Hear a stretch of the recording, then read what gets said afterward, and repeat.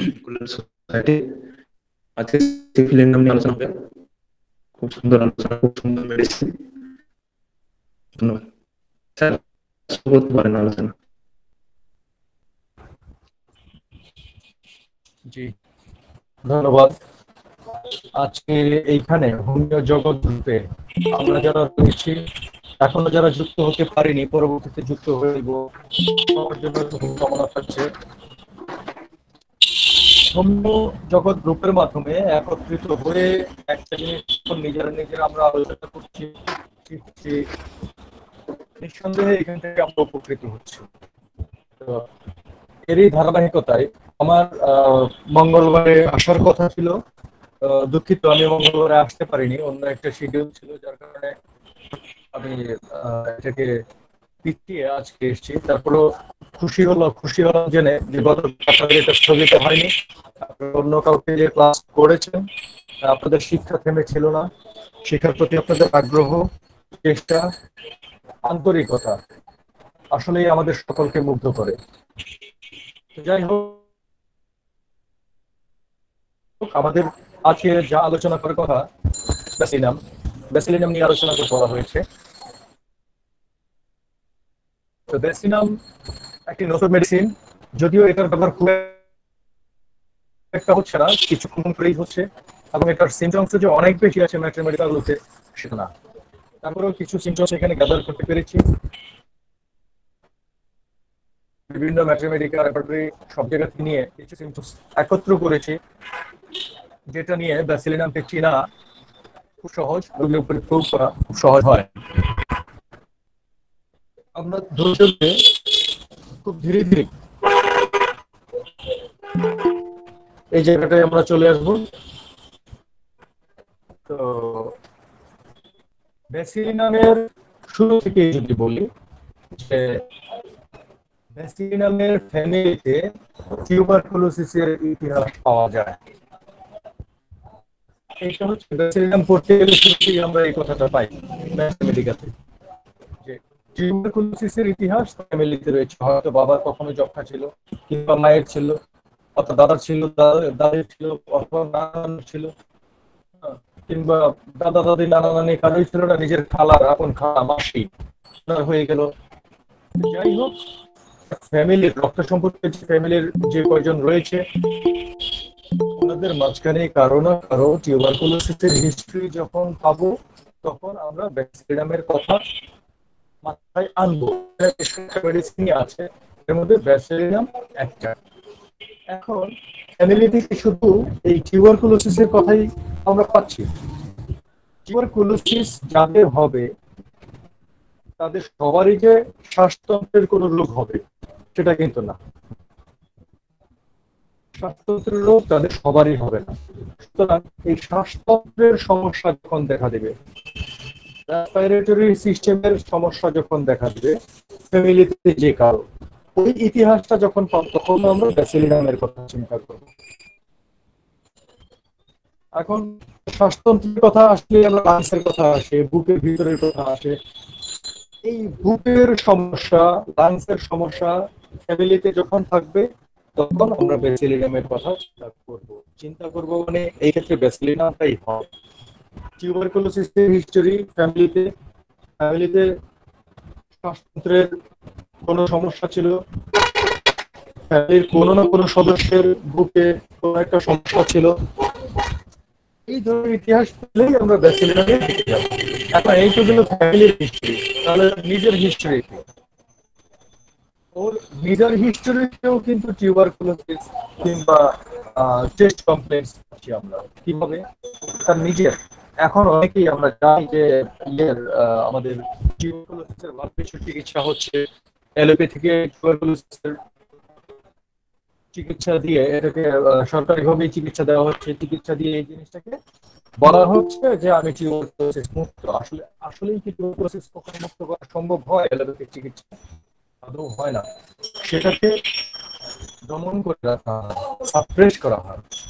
সুতরাং যখন দেখবেন যে টিউবারকুলোসিস, এই লোকটা টিউবারকুলোসিস ছিল, উনি বলছে যে এখন সে টিউবারকুলোসিস নেই, অন্য কোনো সমস্যা দেখা দিচ্ছে, তখন ব্যাসিলিনামের কথাটা মাথায় আনাটা দরকার আমাদের।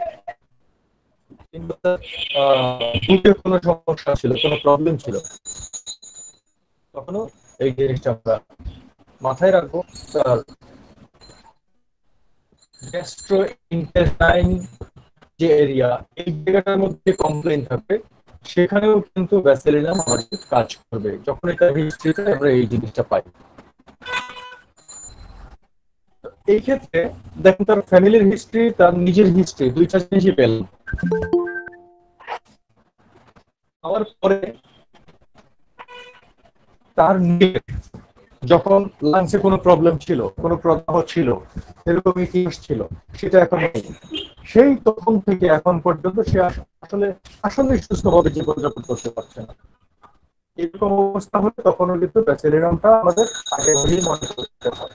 এখানে অনেকগুলো ওষুধ মনে করতে হয়, যেহেতু আমরা কম্পারেটিভ আলোচনা করছি না, সেগুলো ব্যাসিলিনামটার কথাই পরবর্তীতে আসছে। এখানে ফসফরাস, সুগার, কার্বোক্সিল, ওদের কথাও আসতে পারে। তবে এই ক্ষেত্রগুলো, সবগুলো ক্ষেত্র যদি আপনি পেয়ে যান, তাহলে তো ব্যাসিলিনাম সোজা হয়ে দাঁড়িয়ে যাবে, একবারে তাল গাছ একটা এরকম ভাবে দাঁড়িয়ে যাবে ব্যাসিলিনাম এখানে। এখন ব্যাসিলিনামটা একটা মানুষের মধ্যে গ্রো করে কি হবে, একদম শুরুতেই তার যে বৃদ্ধি, তার যে ডেভেলপমেন্ট, তার শারীরিক বৃদ্ধি, তার মানসিক বৃদ্ধি, জেনারেল ডেভেলপমেন্ট এবং মেন্টাল ডেভেলপমেন্ট, দুইটা জায়গার মধ্যে বাধাপ্রাপ্ত হয় অথবা খুব ধীর হয়। আপনি পাচ্ছেন জেনারেলিটিস এর মধ্যে গিয়ে ডেভেলপমেন্ট অ্যারেস্টেড কিংবা ডেভেলপমেন্ট স্লো, যখন পাচ্ছেন সেখানে ব্যাসিলিনামের সাথে অনেক ওষুধ থাকলেও এর সাথে যখন আপনি দেখছেন যে মাইন্ডের ডেভেলপমেন্ট অ্যারেস্টেড হচ্ছে চিলড্রেনদের, বাচ্চাদের, তখন কিন্তু ব্যাসিলিনামটাকে মনে করতেই পারেন ফ্যামিলি হিস্ট্রিটা থাকছে। এর মধ্যে শারীরিক ভাবে যখন তার ডেভেলপমেন্ট বাধাপ্রাপ্ত হচ্ছে, তার বৃদ্ধি বাধাপ্রাপ্ত হচ্ছে, তখন কিন্তু তার গ্রোথটা খুব স্লো হয়ে যাচ্ছে, দ্রুত বড় হচ্ছে না। আমরা ওর মধ্যে খর্বতা দেখতে পাচ্ছি, ডরফিশনেস, শারীরিক খর্বতা, শারীরিক বৃদ্ধির বাধাপ্রাপ্তি, আবার তার মনের খর্বতাও আমরা দেখতে পাই। ক্রিটিনিজম, মাইন্ড চ্যাপ্টারে গেলে ক্রিটিনিজম, মনের খর্বতা, মনের বামনত্ব, মন প্রস্ফুটিত হচ্ছে না, মনের বুদ্ধিবৃত্তি বিকশিত হচ্ছে না ঠিকঠাক মতে। এইভাবেই তার শুরু যাত্রা জন্মের পর থেকে, এবং সেই যাত্রা এই যে শুরু হলো, দেখেন তার বৃদ্ধি বাধাপ্রাপ্ত হওয়াটা কিন্তু একটা জায়গায় না, তার প্রত্যেকটা জায়গায়। তার শরীর বড় হচ্ছে না, তার মন বুদ্ধি হচ্ছে না, তার দাঁত সঠিকভাবে বৃদ্ধি হচ্ছে না, দাঁতটা স্লোলি বড় হচ্ছে, অনেক দেরি করে উঠছে, দাঁত উঠার সময় তার সমস্যা হচ্ছে।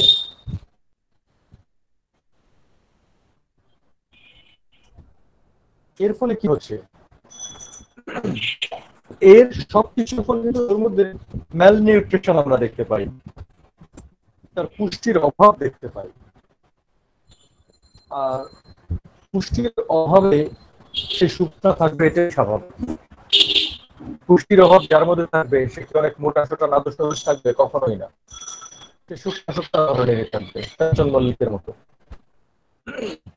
সে বাপ্পি লাহিড়ীর মতো হবে না।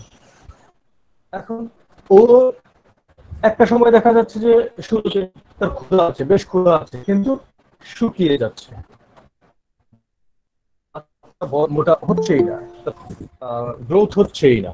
এই ক্ষেত্রে কিন্তু আমরা ব্যাসিলিনামের কথা চিন্তা করতেই পারি অন্য অনেকের সাথে। আবার যখন যেহেতু তার ক্ষুধাটা অনেক বেশি, শুরুর বেলায় দেখতে পাচ্ছি, যদি সে ঠিকঠাক মতো খাওয়া দাওয়া করতে পারে, কখনো কখনো সে যে মোটা হয় না তা নয়, কখনো কখনো মোটা হতেও পারে। এখন এই পরিণত লোকটার মুখমণ্ডলটা, যখন ব্যাসিলিনামের পেশেন্ট আপনার কাছে আসবে, আপনি তাকে চিনবেন কি দেখে? সে কোনো কিছুই বলবে না, দেখে তো একটা সিদ্ধান্তে আমাদের যেতে হবে, কোনো একটা দিকে যেতে হবে। আপনি যখন দেখবেন যে ওর মুখমণ্ডলটা ছোট, ফেসের যে আয়ন, ফেসটা কতটুকু, আমাদের চুলের কপালের দিক থেকে চুলের গোড়া হয়ে কানের গোড়া হয়ে থুতনির দিকটা পর্যন্ত যে ফেস, এই ফেসটা তার ছোট থাকবে। এটা ব্যাসিলিনামের ছাড়া অন্য কারো পাওয়া যায় না। যে তার শরীর যেমনই হোক, শরীরের অনুপাতে মাথাটা যেমনই হোক, তার সামনের মুখটুকু, যে অংশটুকু আমরা দেখতে পাই, এই মুখমণ্ডলের অংশটুকু যদি ছোট থাকে, স্মল ফেস, তাহলে ব্যাসিলিনামকে সবার আগে মত হবে। তার এই ছোট্ট জায়গাটার মধ্যেই, তার সুন্দর ঠোঁটগুলো রয়েছে, ঠোঁটটা ফাটা থাকবে। ব্যাসিলিনামের একটা বড় লক্ষণ হচ্ছে তার জিহ্বাটা মানচিত্রের মতো তালি তালি থাকবে। ব্যাসিলিনামের অনেক বড় একটা লক্ষণ এটা, যে তার জিহ্বা মানচিত্রের মতো থাকবে। আপনি যখন দেখবেন তার মুখমণ্ডলটা ছোট হচ্ছে, তার জিহ্বাটা মানচিত্রের মতো হচ্ছে, ঠোঁটটা ফাটা হচ্ছে, তার ফ্যামিলিতে টিউবারকুলোসিসের হিস্ট্রি ছিল কিংবা চেস্ট কমপ্লেক্সের হিস্ট্রি ছিল, তার নিজের মধ্যেই এই ধরনের কোনো সমস্যা ছিল, তাহলে ব্যাসিলিনামটা খুব সহজেই আপনার মাথায় চলে আসবে।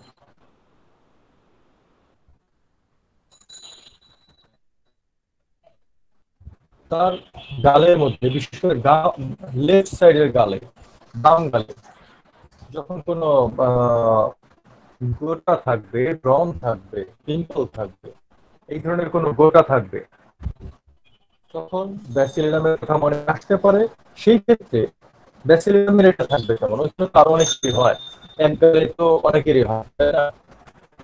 ব্যাসিলিনামের ইরেকশনটা কেমন থাকবে, এইখানে একটু, ওইখানে একটু, একবারে যে শুধুমাত্র একটু গাল ধরে সেটা না, একদম গালের নিচের অংশ একটু রয়েছে, মাঝখানে একটু রয়েছে, উপরে মানে টিটে টিটে জায়গায় জায়গায়, এই স্পটে একটু, ওই স্পটে একটু, এরকম ভাবে আর কিছু ইরেকশন লেফট গালের মধ্যে থাকবে। এই হচ্ছে ব্যাসিলিনামকে আপনি দেখতে পাচ্ছেন। এখন তার জিহ্বা যখন আপনি দেখতে গেলেন, জিহ্বা দেখতে গেলে তো জিহ্বাটাকে তো দেখলেন সুন্দর করে, জিহ্বাটা মানচিত্রের মতো তালি তালি। এখন জিহ্বাটা যখন সে বের করবে, তখন কিন্তু আপনি দেখতে পাচ্ছেন তার জিহ্বাটা কাঁপছে। এবং জিহ্বা দেখতে গিয়ে সেই জিনিসটাও দেখবেন, বাচ্চাদের দাঁত ক্ষয় হয়ে যায়, বড়দের বেলায় এই দাঁতটা ক্ষয় হতে পারে। যেমন বাচ্চাদের দাঁতটা ক্ষয় হওয়া বলতে গিয়ে দুধ দাঁত, যেটা প্রথমে যে দাঁতটা উঠছে তার এক বছর বয়সে, ওই দাঁতটাকে ক্ষয় হয়ে গেলে এটাকে আমরা প্রিমেচিউর বলি, প্রিমেচিউর ক্যারেজ বলি। এখন প্রিমেচিউর টিথ ক্যারেজ যখন থাকবে সেখানে, অথবা ম্যাচিউর টিথ ক্যারেজ যখন থাকবে, মানে পরিণত বয়সে এসে যখন ক্ষয় হয়ে যেতে দেখলে, যে আপনার আমার বয়সে এসে দাঁত ক্ষয় হওয়ার কথা না, এই সময় যখন দাঁত ক্ষয় হচ্ছে, তখন সাধারণত দাঁতের ক্ষয়টা বাহিরের দিকে হচ্ছে,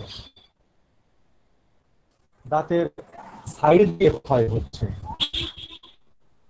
যেমন ক্রিওজোটের মধ্যে কিংবা স্টেফিসিগ্রিয়ার মধ্যে, ক্রিওজোট যেমন দাঁতের এই ভিতরের দাঁতের ক্যাপে হচ্ছে, সিপিয়া হচ্ছে আপনার লেফট সাইডের দাঁতের ভিতরের একবার দাঁতের ক্যাপ ক্ষয় হয়ে যাচ্ছে, স্টেফিসিগ্রিয়া দুই দাঁতের মাঝখানে ক্ষয় হয়ে যাচ্ছে। এরকম ভাবে ব্যাসিলিনামের দাঁত ক্ষয় হবে দাঁতের সাইডে। এবং আরেকটা জিনিস খুব সুন্দর, ওর দাঁতটা সাদা থাকবে না, একটু গ্রিন বা গ্রিনিশ ইয়েলো টাইপের থাকবে, একটু সবুজ কিংবা সবুজা ধরনের দেখা যাচ্ছে। একটা অদ্ভুত লক্ষণ, এটা বিরল। সাধারণত মানুষের কিন্তু দাঁত হয়তো হলুদ ধরনের হয়ে যাচ্ছে, বাদামি ধরনের হয়ে যাচ্ছে, কিন্তু সবুজাব ধরনের দাঁত হয় না। এটা একটা বিরল লক্ষণ, এবং এটা শুধুমাত্র ব্যাসিলিনামেই আছে। ওর মধ্যে যেমন জন্ডিস ছিল বলেছিলাম, শারীরিকভাবে জন্ডিস ছিল, ওর দাঁতের মধ্যেও কিন্তু জন্ডিস আমরা দেখতে পাই। মানে দাঁতগুলো খর্ব হয়, অসম হয়, ইরেগুলার হয়। আপনি দেখছেন একটা ছোট হচ্ছে, বড় হচ্ছে, একটা ভিতর দিকে চলে গেছে, একটা বাহিরের দিকে চলে আসছে, যেমন হয়, খর্ব হচ্ছে, অসম হচ্ছে, একটা ছোট, একটা বড়, একটা ভিতরে, একটা এই তেরা, একটা বেঁকা, এরকম ভাবে হয়ে আছে। এই জিনিসগুলো আমরা রোগী যখন আমাদের চেম্বারে ঢুকবে, আমরা বিভিন্ন ভাবে তাকে দেখে বুঝতে পারবো। এখন দেখে তো মোটামুটি একটা ধারণা নিলেন, তার ইতিহাস, তার পরিবারের ইতিহাস পেয়ে গেলেন। এখন মূলত বেসিলামের রুবিটা কেমন, ওর নিজের ব্যক্তিত্বটা কেমন, ওর নিজের স্বাতন্ত্র্যটা কেমন, তাকে অন্যদের থেকে স্বতন্ত্র করবেন কিভাবে?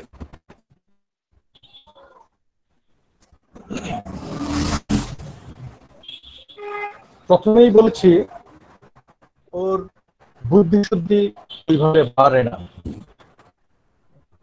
ডেভেলপ হয় না। ওর যদি বুদ্ধি না বাড়ে তাহলে ওর মধ্যে কি যাবে, বোকা বোকা ভাব থাকবে, কথাবার্তায় চালে চলায় সবখানেই থাকবে।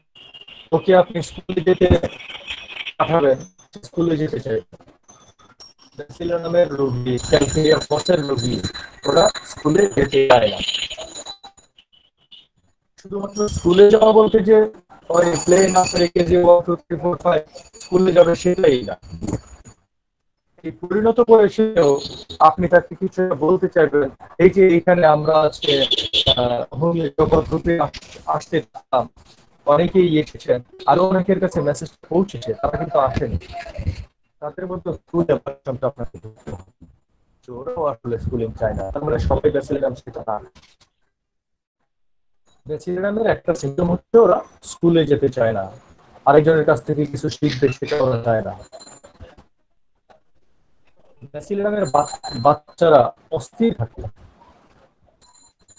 মাস্টারের বাচ্চা যেমন অস্থির থাকে, রাষ্ট্রের বাচ্চা যেমন অস্থির থাকে, ব্যাচেলারের বাচ্চাগুলো তেমন অস্থির থাকে। এবং তাদের এই অস্থিরতার সাথে কিন্তু নিদ্রাহীনতাও আমরা দেখতে পাবো। এই বাচ্চাগুলো সাধারণত বাচ্চাদের মধ্যে কিন্তু অ্যাংজাইটি আসার কথা না, চিলড্রেনের বাচ্চাদের মধ্যে অ্যাংজাইটি আসে, বিশেষ করে রাত্রেবেলায় ওদের মধ্যে খুব অ্যাংজাইটি চলে আসে।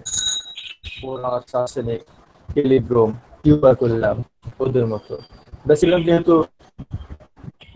টিউবারকুলার ধাতু, সুতরাং টিউবারকুলামের সাথে অনেক জায়গাতে ইল পাওয়া।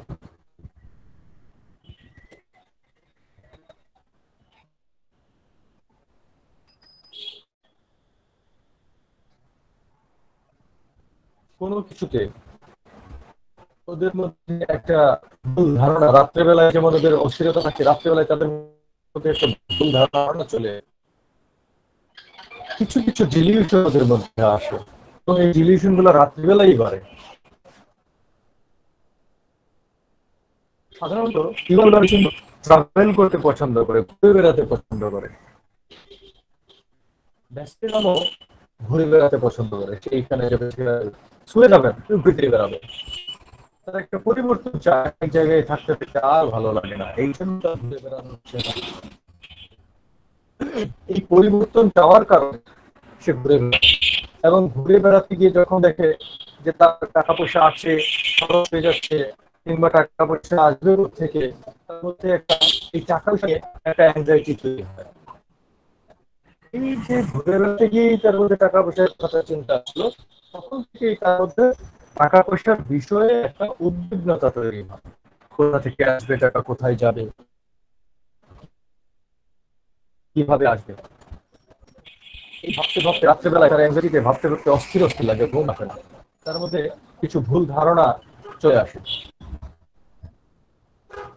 সবকিছু কেমন যেন অদ্ভুত অদ্ভুত লাগে, পরিচিত লাগে না, যেন কেমন যেন এই ব্যাসিলিনের মেডিসিনের মধ্যে এরকম থাকে, এমন যে অদ্ভুত অদ্ভুত ভাব, সবকিছুই অদ্ভুত, অপরিচিত, পরিচিত না। আবার এই যে অপরিচিত সবকিছু তার কাছে লাগছে, ওর জন্য ওর মধ্যে একটা যে আসে কি, সে যা করছে তার সাথে যা হচ্ছে এই কাজগুলো মনে হয় ভুল। এই যে সে ঘুরে বেড়াচ্ছে, ঘুরে বেড়াচ্ছে, ব্যাসিলামের এই ঘুরে বেড়ানোটা মনে হচ্ছে তার কাছে ভুল, যে আসলে আমি যে ঘুরে বেড়াচ্ছি, আমি যে ঘুরে বেড়াচ্ছি সেই জন্য আজকে আমাদের ভুগন, এই ডিলিউশনটা তার মধ্যে চলে আসে। Delusion strengths everything, delusions wrong, everything goes wrong, delusions wrong suffers wrong, is delusions night childrening. এই ডিলিউশন গুলো আমরা তার মধ্যে পাই। প্রত্যেকটা জায়গায় আমরা কিছু প্রশ্ন করি। এখন রুবি তো আমাকে সব প্রশ্নের উত্তর আগে থেকে দিয়ে দিবে না, যেহেতু আগে থেকে দিয়ে দিবে না, তাহলে ওকে কোশ্চেন করেই উত্তর নিতে হবে, আনসার পেতে হবে। আপনি যখন তাকে কোশ্চেন করবেন, ছেলেমেয়ের রোগীকে যখন কোশ্চেন করবেন, সে এই প্রশ্নের উত্তর দিতে না দিবেই না, রিফিউজ করবে। আপনার প্রশ্নের উত্তর সে দিবেই না, না আমি কেন বলবো না। এইটা কিন্তু প্রত্যেকটা ক্ষেত্রে সে আপনি তাকে যখন জিজ্ঞেস করেন ভাই আপনার কি পেটে ব্যথা হচ্ছে, কিন্তু এই প্রশ্নের উত্তরে বলবে না যে না আমি এটার উত্তর দিব না। এটা হয়তো তার চলতি পথে, তার সংসার জীবনে মানুষের সাথে, পরিচিত জনের সাথে, বন্ধু বান্ধবের সাথে, আত্মীয় স্বজনের সাথে এই ঘটনাটা ঘটতো যে কোনো কিছু প্রশ্নের করলে সে উত্তর দেয় না। এটা কিন্তু অ্যাবর্শন না, এটা হচ্ছে টোটাল রিফিউজিং টু অ্যান্সার, সে উত্তর দিবেই না। আর অ্যাবর্শন যেটা, সেটা হচ্ছে সে উত্তর দিতে চায় না, কিন্তু 2 বার 3 বার জিজ্ঞেস করলে সে উত্তর দেয়, অথবা দেরিতে উত্তর দেয়, সেটা হচ্ছে অ্যাবর্শন। আর অ্যান্সারিং রিফিউজিং টু অ্যান্সার, এটা হচ্ছে রিফিউজ করাটা হচ্ছে তার ইয়ে উত্তর দিবেই না। এই রিফিউজ করলে হঠাৎ করে উত্তর দিল আপনাকে স্ট্যাটিস্টিক অ্যান্সারিং স্ট্যাটিস্টিক, হঠাৎ করে উত্তর দেয়। দেখা গেল যে সে এমন ভাবে উত্তর দিচ্ছে মনে হচ্ছে যে খিটখিটে আছে, রাগান্বিত হয়ে যাচ্ছে, এর প্রশ্ন ভাব।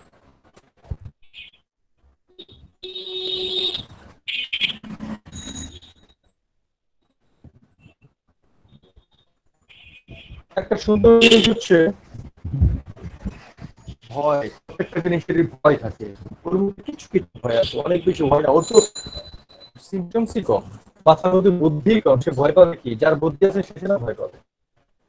আর যার বুদ্ধি একদম নাই, পাগল, সে তো কিছুই ভয় পাবে না। ব্যাসিলামের পেশেন্ট রাস্তা দিয়ে হেঁটে যাবে, কুকুর দেখবে কিংবা বিড়াল দেখবে, কুকুর এবং বিড়াল দুইটা জিনিসকে সে ভয় পায়। বিশেষ করে কালো কুকুর,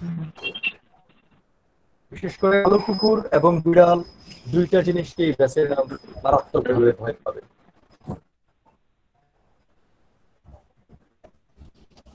এই ভয়ের সাথে আমি দেখি সে ক্যান্সার কিংবা ডিপথেরিয়া রোগের ব্যাপারেও তার মধ্যে একটা ভীতি সৃষ্টি করে। আমার দাদা তো যখন মারা গেছিল, আমার না জানি ক্যান্সারের উপর কিছু হয়ে যায়, এরকম একটা ভয় তার মধ্যে চলে আসে। এই ভয়গুলো যখনই তার মধ্যে চলে আসবে, তখনই তার মনটা খারাপ থাকে, বিষাদগ্রস্ত থাকে। ওর মনটা কিছু ঘুরে ফিরে সেই মন মারা বিষাদগ্রস্ত অবস্থার দিকে চলে যায়, বিষাদগ্রস্ত অবস্থার দিকে মনটা চলে গেলে কি অবস্থা হয় দেখেন। আর যে জায়গাটা ছিল, যে অবস্থাটা ছিল শুরু থেকে, সেইখান থেকে এই অবস্থায় আসলেই চুপচাপ হয়ে যায়, কথাবার্তা বলে না, মানুষের সাথে কথাবার্তা বলতে চায় না, চুপচাপ হয়ে যাবে, উদাসীন।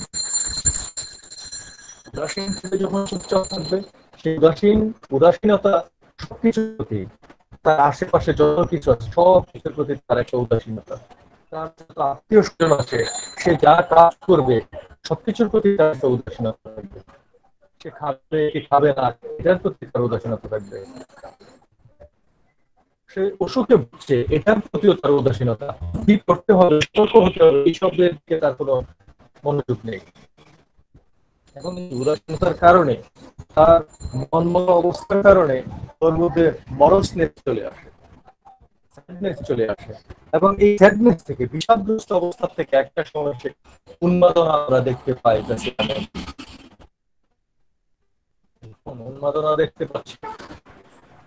সাধারণভাবে যদি আমরা দেখি যে মানুষটা আসলে উন্মাদ হয়ে যায়নি, কিন্তু মাঝে মধ্যে ঘুমের মধ্যে চিৎকার করে উঠছে, আমরা কিন্তু ব্যাসিলামের কখনো চিন্তা করবো যে এখনো ব্যাসিলামের জায়গাটা রয়েছে।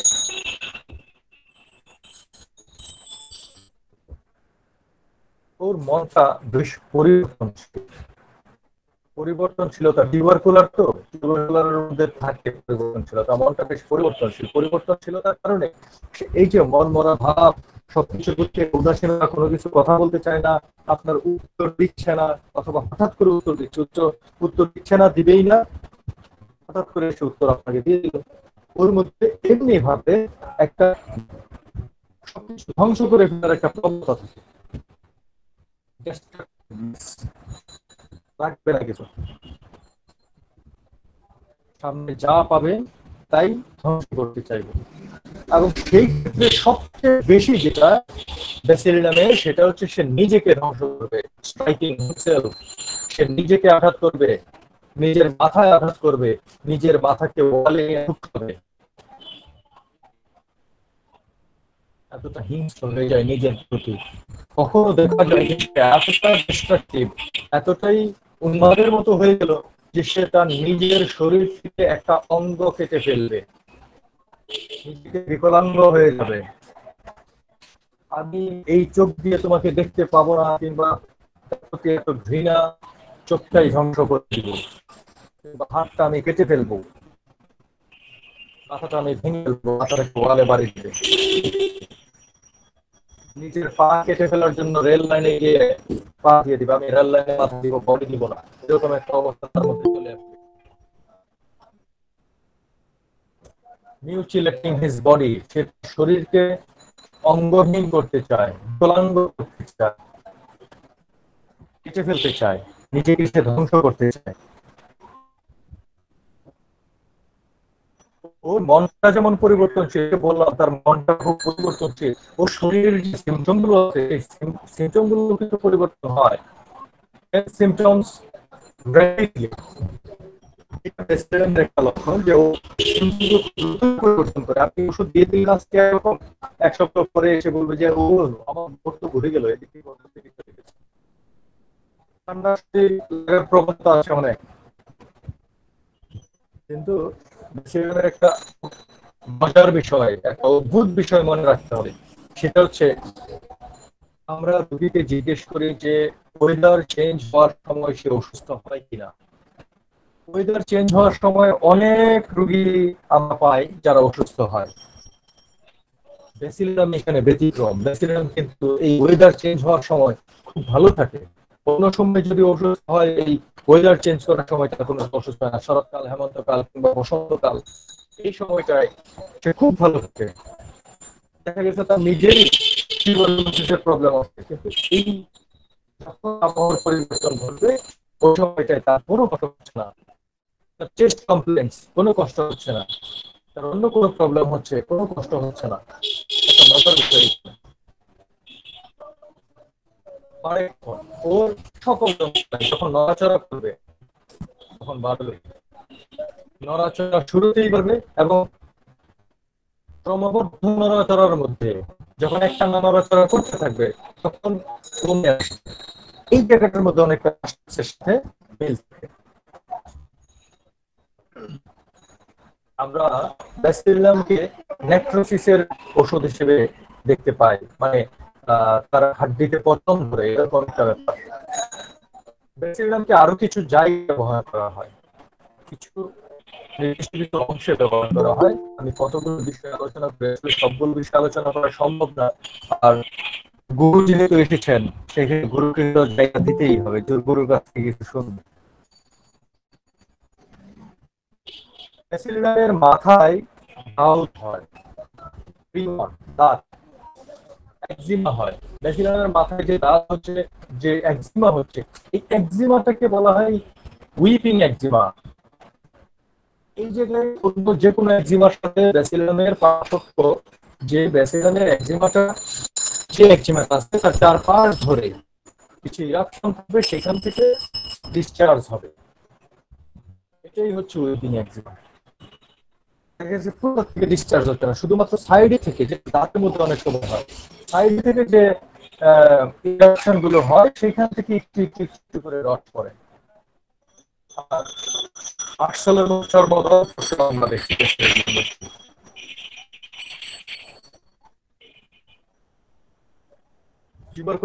অনেক সময় এটা মেনিনজাইটিস কিংবা ব্রেনের ইনফ্লামেশন, প্রদাহ আমরা দেখতে পাই। এবং সেক্ষেত্রে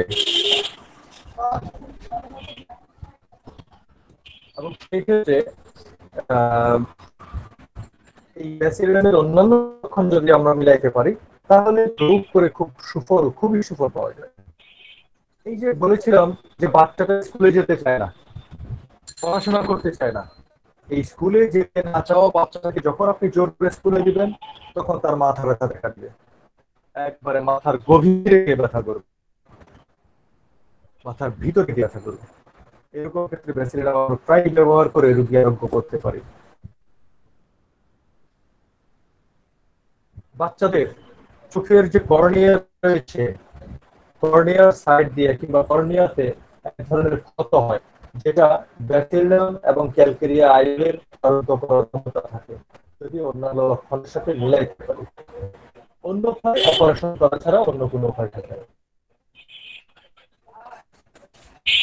এই ব্যাসিলিনামের ইনফেকশন গুলো কষ্ট দেয় কোন জায়গায়, সাইডে, এই যে মাথার মধ্যে যে ইয়ে হলো, উইপিং একজিমা হলো বললাম, সেটা সাইডে। আবার দেখেন তার যে চোখ, চোখের যে পাতা, তার চোখের পাতার একদম চোখের পাতার মার্জে একদম ধারে একজিমা হয়ে বসে আছে। পুরো চোখের পাতা ভালো, একদম চোখের পাতা ধারে একজিমা হয়ে বসে আছে। এই লক্ষণটা গ্রাফাইটিস এবং পেট্রোলিয়ামেও আমরা পাই, এই ক্ষেত্রে ব্যাসিলিনামও আমরা পাই। কানের পিছনে যখন একজিমা হয়, অথবা কানের পিছনে গিয়ে যখন এই ধরনের রোগ হচ্ছে, তখন কিন্তু ব্যাসিলিনামটা অন্য ওষুধের সাথে আমরা হিসাব করতে পারি।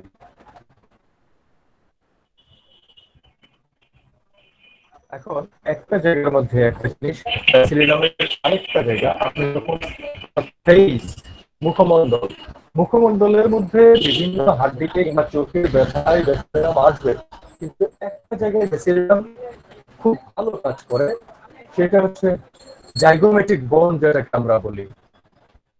এই জাইগোমেটিক বোন মানে হচ্ছে আমাদের ঠিক চোখের নিচে পাশে দিয়ে যে হাড্ডিটা রয়েছে, চোলের যে হাড্ডিটা রয়েছে, সেটা হচ্ছে জাইগোমেটিক বোন। এই জাইগোমেটিক বোনে যখন বেড়ে যাবে, বিস্তৃতি হবে, বৃদ্ধি হবে, তখন এই ব্যাসিলিনামটা খুব ভালো কাজ করে। ব্যাসিলাম ওষুধটাকে যখন আলোচনা করতে যাই, দাঁতের বেলায় তো কিছু কথা বলে এসেছি, দাঁতের ধরন ধরন বলে এসেছি। যদি টিউবারকুলার দাঁতের কোনো প্রদাহ দাঁতে হয় এবং সেইটা ঠান্ডা বাতাসে গিয়ে হয়, ঠান্ডা বাতাসের প্রতি অনুভূতি প্রবণতা থাকে, সেই ক্ষেত্রে ব্যাসিলাম প্রয়োগ করলে অনেক সুন্দর সুফল পাই। ব্যাসিলামের ক্ষেত্রে তার ক্ষুধার অভাব দেখতে পাই, এই কারণে তার মধ্যে ম্যালনিউট্রিশন থাকে। একদম শুরুতে ক্ষুধা কখনো কখনো থাকে বটে অনেক বেশি, কিন্তু বেশিরভাগ সময় আমরা দেখে যাচ্ছি, বেশিরভাগ সময় আমরা দেখতে যাচ্ছি যে ওর মধ্যে ক্ষুধার অভাব, এবং এই ক্ষুধার অভাবের সাথে বেশি করে পানি পান করা যেত, পিপাসা বেশি ক্ষুধা কম, ব্যাসিলিনা। এখন ক্ষুধা কম হওয়ার পরেও সে খায় দায় কি খেতে চায়, কি খেতে চায় না। ব্যাসিলিনামের রোগী একদমই মুরগির মাংস খেতে চাইবে না, এটা হচ্ছে ব্যাসিলিনামের খুব তার খাবার দাবারের দিকে গেলেই তার মা এসে বলবে, ডাক্তার সাহেব, আমার ছেলে তো মুরগির মাংস খায়ই না। মুরগির মাংস খেলে যদি তাকে জোর করে খাওয়ানো হয়, যে স্কুলে যেতে চায় না, জোর করে স্কুলে পাঠালে তার সমস্যা হচ্ছে, মাথা ব্যথা হচ্ছে, মুরগির মাংস চাচ্ছে না, মুরগির মাংস জোর করে খাওয়াচ্ছেন, এটাও তার সহ্য হবে না, তার মধ্যে নানান ধরনের সমস্যা দেখা দিবে। আবার এই পোলট্রি মুরগিটা যদি হয়, এটা কখনো কখনো খায়, কিন্তু ওই আমাদের দেশি মুরগি যে একটু হাড্ডি গুড্ডি শক্ত থাকে, মাংসটা কম থাকে, সেটার প্রতি ব্যাসিলামের আগ্রহ থাকে না বললেই চলে।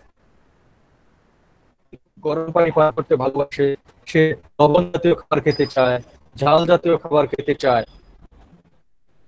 এই ঝাল, লবণ, তারপর আবার দেখবেন ব্যাসিলিনাম রোগী কি করে, এই সর্ষে বাটা খাবে, সর্ষে ইলিশ খাবে, সর্ষে দিয়ে সালাদ সে খাবে। এই জিনিসগুলোর প্রতি তার ইচ্ছা রয়েছে, খেতে পছন্দ করবে, ডিম খেতে পছন্দ করবে, কিন্তু চর্বি জাতীয় খাবারগুলো অ্যাভয়েড করবে, সব একটা খেতে চাইবে না। দুধের সে টক দই কিংবা এই জিনিসগুলো খায়, কিন্তু দুধের মাখন, এই ব্যাপারগুলো সে অ্যাভয়েড করে, খেতে চায় না।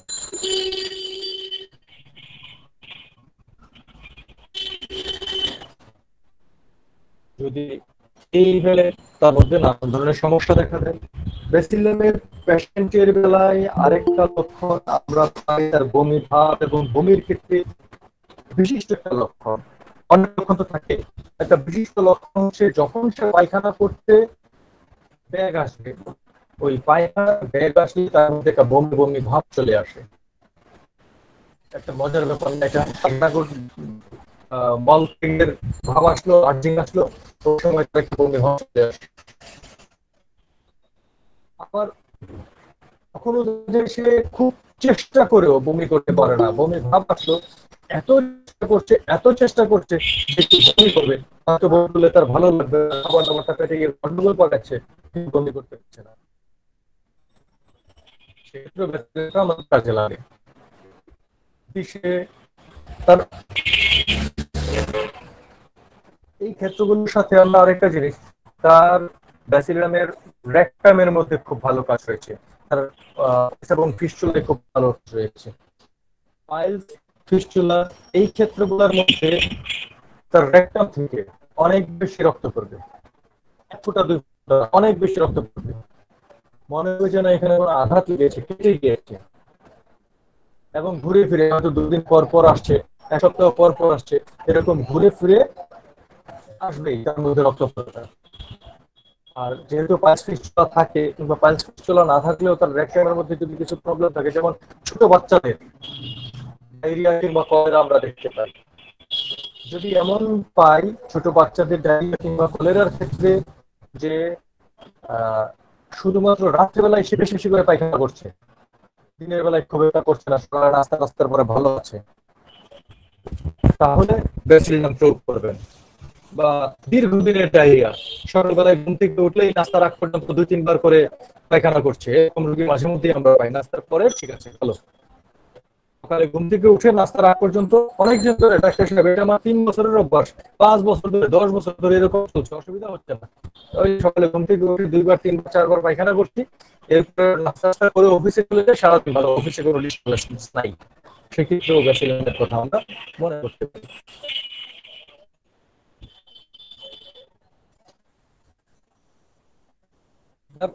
এসব প্রবলেম এই যে 2-3 বার করে পায়খানা করে নাস্তার আগেই, এর কারণে হোক কিংবা পাইলস ফিস্টুলা এসবের কারণে হোক, তার রেকটামে যখন পেইন হবে, যদি তার রেকটামে পেইন দেখা দেয়, সেই পেইনটা সে যখন কাশি দিবে, হাঁচি দিবে,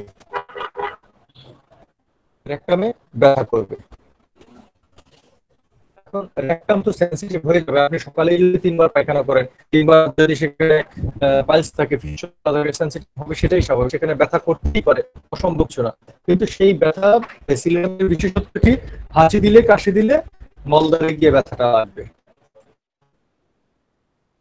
সাধারণভাবে যে বাতাসটা নির্গত হচ্ছে, সেই বাতাসটা নির্গত হওয়াতে সেখানে কিছু দুর্গন্ধ থাকতে পারে, কিন্তু একদম পচা দুর্গন্ধ ব্যাসিলিনের।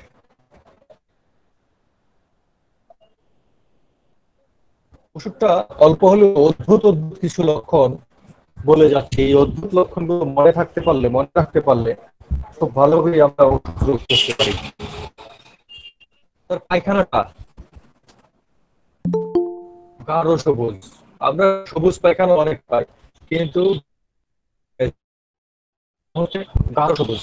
মার্কো এবং আর্সেনিকের মধ্যে ক্রনিক ক্ষেত্রে রোগীর যখন শেষ অবস্থা চলে যায়, তখন আমরা গাঢ় সবুজ ধরনের পায়খানা দেখতে পাই, দুর্গন্ধযুক্ত পায়খানা দেখতে পাই। ঘন ঘন প্রস্রাবের ব্যাগ হয়, রাত্রিবেলায় বিছানায় প্রস্রাব করে দেয়, এবং প্রস্রাব মোটামুটি মামলা কম করে না, ভালোই প্রস্রাব করে, বেশি করে প্রস্রাব করে। যদি ব্যাসিলিনামের প্রস্রাবটাকে কোনো একটা স্বচ্ছ পাত্রে নেওয়া যায়, তাহলে দেখা যাবে যে তার প্রস্রাবটা কেমন যেন মানে যেই কালারের হওয়ার কথা, একটা প্রস্রাবের তো নিজস্ব একটা কালার আছে, সাদা ধরনের, সঠিক পানি যদি পান করে, যদি প্রস্রাবে কোনো ঝামেলা না থাকে, তাহলে যে সুন্দর কালার হবে প্রস্রাবের, সেই কালারটা থাকছে না, ওর কেমন কেমন যেন একটা ফ্যাকাশে ফ্যাকাশে কালার। আবার এই প্রস্রাবের নিচে সাদা তলানি করতে দেখা যায়।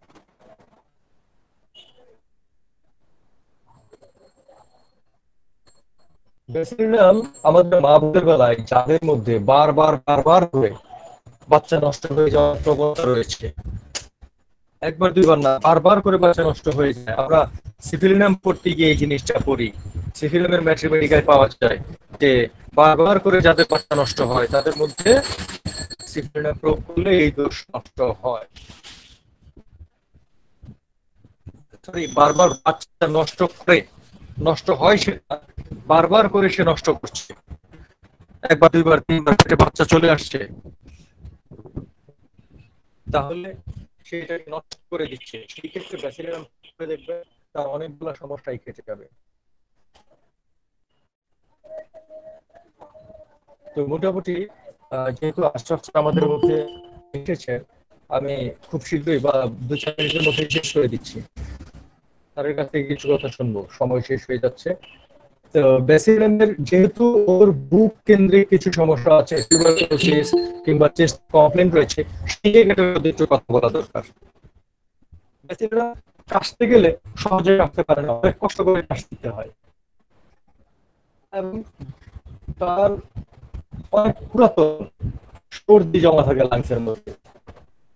বিশেষ করে যখন আপনি দেখবেন যে বয়স্ক মানুষ তার লাংসে জমে আছে, বুকের ভিতরে কম জমে, অনেক সময় আমাদেরকে বলে যে বুকের ভিতরে কফটা পুরাতন হয়ে কেটে আছে, ডাক্তাররা বলে দিল, সেক্ষেত্রে ব্যাসিলিনাম আমাদের কাজে লাগতে পারে যদি সেটা হয়। আবার লাংসের লেফট সাইড, লাংস তো একটা বড় জিনিস, এই লাংসের লেফট সাইড যদি কখনো ইনফেকশনে পড়ে, তার যদি এরকম হয়, তখন বুকের সেই ক্ষেত্রে ব্যাসিলিনাম প্রয়োগ করলে তাকে খুব তাড়াতাড়ি ভালো করা যায়।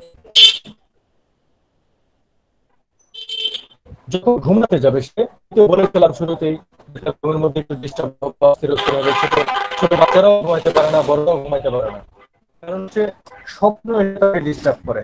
এখন স্বপ্ন যাই করে স্বপ্নের জন্য বারবার করে জেগে যাচ্ছে, এবং ব্যাসিলিনামের সবচেয়ে বড় একটা জিনিস হচ্ছে যে ব্যাসিলিনাম যে স্বপ্নটা অর্ধেক দেখে জেগে গেল, সেই স্বপ্নটা আবার ঘুমিয়ে বাকি চোখ দেখতে পারে। স্বপ্ন দেখে ঘুম ভাঙলো, আবার ঘুমলো, স্বপ্নের বাকি অংশ মানে পর্ব ধরে সে স্বপ্ন দেখে, সোজা কথা। এই হচ্ছে ব্যাসিলিনাম। তাহলে মোটামুটি এই লক্ষণগুলো যদি আমরা ধারণা রাখতে পারি, তাহলে ব্যাসিলিনাম করতে পারি। ব্যাসিলিনাম প্রয়োগ করলে তখন দেখা যায় ভালো হয়। এই ক্ষেত্রে একটা কেস আলোচনা যদি করি,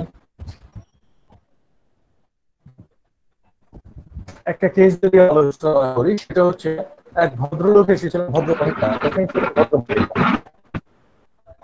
তো এই ভদ্র মহিলা এডিসনস